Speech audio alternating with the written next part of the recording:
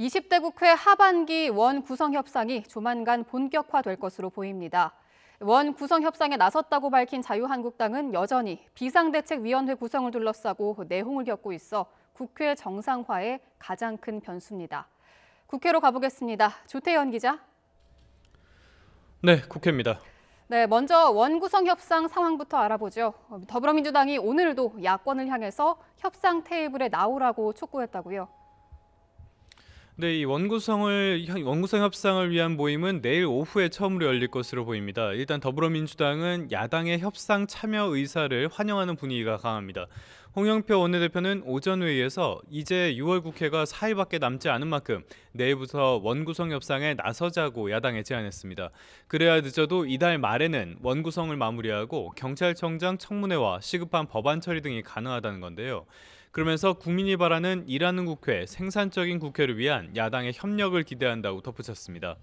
바른미래당의 김관영 신임 원내대표는 오늘 홍영표 원내대표를 예방한 자리에서 내일부터 협상을 시작하자는 홍 원내대표의 말에 오늘부터라도 가능하다고 답했는데요. 직접 관련 내용 들어보시죠.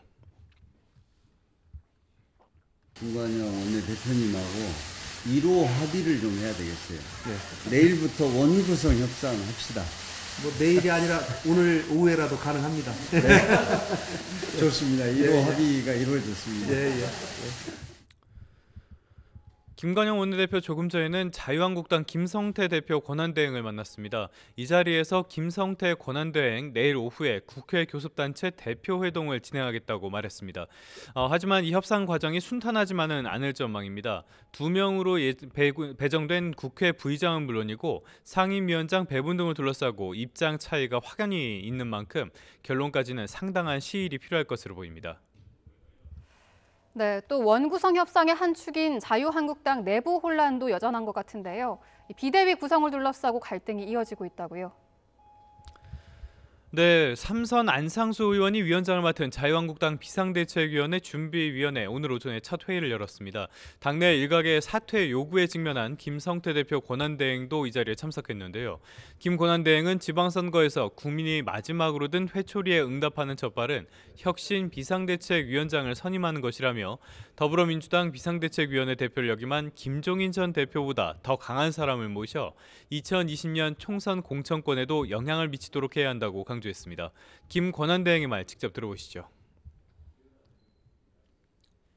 우리 자유한국당 구성은 전원이 핵심 비대위 구성준비위원회의 활동과 결정에 대해서 다 수용할 수 있어야 합니다. 당내에 잡음이 있긴 하지만 비대위 구성과 쇄신안 추진을 밀어붙이겠다는 뜻을 밝힌 것으로 풀이됩니다. 하지만 당내 혼란은 계속되고 있습니다. 삼선 의원들 오늘 오전에 자리를 따로 만들어서 만났는데요. 비대위 구성과 당 혁신 방안 등에 대한 의견을 나눴습니다. 강석호 의원은 모임을 마친 뒤 기자들과 만나 김성태 권한대행이 오해받을 만한 표현을 하고 소통이 부족하다는 지적이 나왔다면서도 퇴진 요구는 부당하다는데 의견을 모았다고 설명했습니다. 직접 들어보시죠. 국회 정상화가 또 필요하고 원구성이 또 시급한 그런 부분이기 때문에 퇴진에 대한 부분은 부당하고 좀 무리한 적절치 않는 그런 부분이 아니냐라는 것이. 어제 일부 중진 의원들이 김 권한대행의 사퇴를 요구하는 입장문을 발표했는데요. 이에 대해서 반박하면서 김성태 권한대행에 힘을 실어주는 부분으로 풀이됩니다. 반면 차기 전당대회 출마를 준비하는 중진들 그리고 친박근혜계 의원들은 김성태 권한대행의 사퇴가 불가피하다는 입장인데요. 이들은 비대위에 대해서도 강력한 권한을 쥔 비대위원장 대신 조기 전당대회를 준비하는 역할에 그쳐야 한다는 주장도 내놓는 분위기입니다. 이처럼 각자 이해관계 등에 따라 확연히 다른 목소리를 내놓고 있어 자유한국당의 혼란 상당 기간 이어질 전망입니다. 지금까지 국회에서 YTN 조태현입니다.